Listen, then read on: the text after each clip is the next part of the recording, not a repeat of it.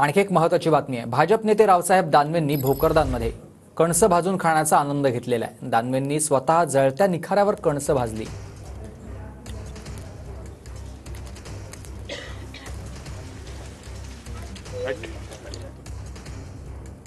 चे ज्येष्ठ नेते रावसाहेब दानवे यांचा त्यांच्या मतदारसंघामध्ये सर्वसामान्य लोकांसोबत एक वेगळ्या स्वरूपाचा कनेक्ट आहे। यांनी ही मक्याचे कणस भाजलेले ते त्यांच्या सहकार्याला सुद्धा दिलेले आहेत आणि ते सुद्धा हे मक्याचं कणीस खाण्याचा आस्वाद घेत आहेत।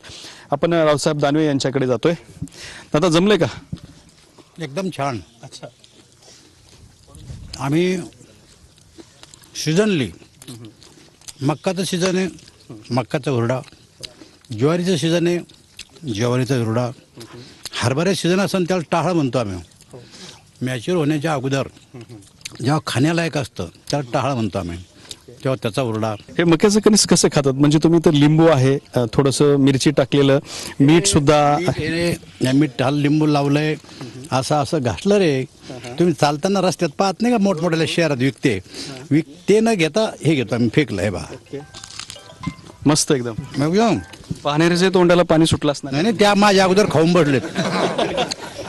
नाही, माझ्या कॅमेऱ्यातून जे हे बघणार आहेत त्यांना पण हे काय प्रत्येक शेतकरी करतो। आता हे भुईमुगाच्या शेंगा, तुम्ही शहरात शेंगदाणे खाता, असे शेंगदाणे नाही मिळत तुम्हाला। काय शेंगा बी आहे, हे ओल्या शेंगा भाज हे जे आहेत ना आमचे, हे आम्हाला संघ बी देतात बांधून।